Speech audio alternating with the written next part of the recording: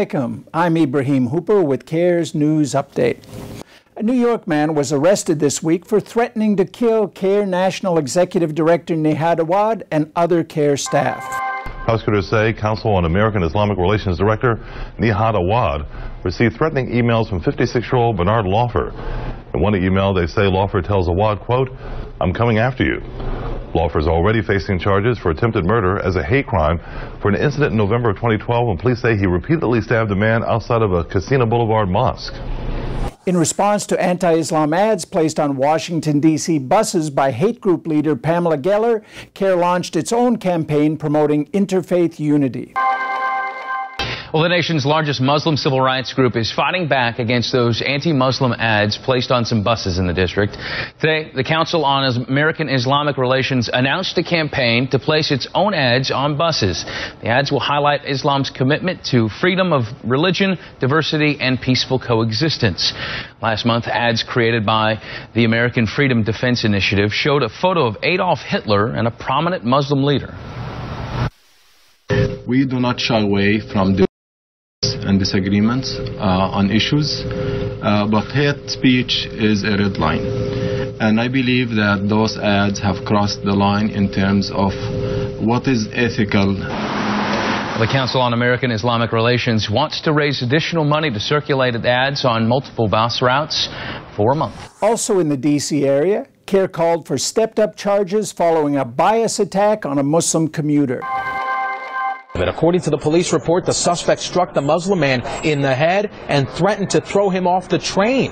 Fairfax County Police charged Sullivan with misdemeanor assault and battery as a hate crime. However, the Council on American Islamic Relations says this should be considered a more serious crime because of what else allegedly happened on that train. Take a listen.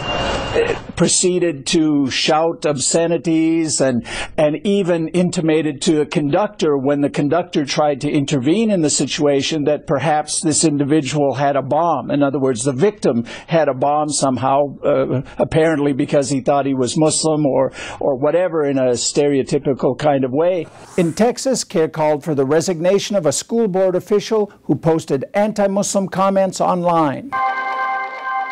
Outrage continues to pour in. Keller ISD trustee JoLynn Hossman finds herself at the center of a public relations storm after making remarks against Muslims and a Southlake City councilman. On a recent Facebook post, Hossman wrote, quote, "Southlake, do you realize because so few voters took the time and responsibility to vote in the municipal elections, you now have a Muslim on the city council? What a shame." She's since taken the post down and apologized, but that hasn't stopped the call for her resignation. It hurt me that, we want to get to a point where Muslims are not made to feel as though that they are not part of this society. Today, the North Texas chapter of the Council on American Islamic Relations, or CAIR, also showed another racially insensitive comment Hossman reportedly posted online before the 2012 presidential election. CAIR Texas also co-sponsored a walk against Islamophobia to boost awareness of anti-Muslim prejudice. North Texans of every generation came together today in religious unity. This was the 5K walk against Islamophobia held at Reverchon Park in Dallas. And the purpose was for Muslims and people of other faiths to get to know each other beyond the stereotypical portrayals that are seen in movies and books. Following intervention by CAIR, a Kansas sheriff dropped support for anti-Muslim conspiracy theorist John Guandolo, who claims the CIA director is a secret Muslim. We spoke to the Council on American Islamic Relations about the department's decision tonight. They tell us they had a feeling it would happen. First of all, we have to congratulate the Sheriff's Department for doing what's right, and then hope that a suitable alternative can be found who will actually present balanced and accurate information about Islam and about the American Muslim community. And finally, CAIR is marking 20 years of working in defense of civil rights and religious freedom for all Americans.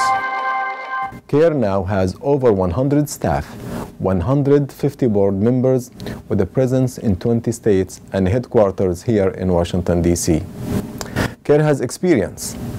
As you can see from the image of our current staff, we also have a lot of new talent. That means we have a vision for how we want to approach the next 20 years of being a leading advocate for justice and mutual understanding.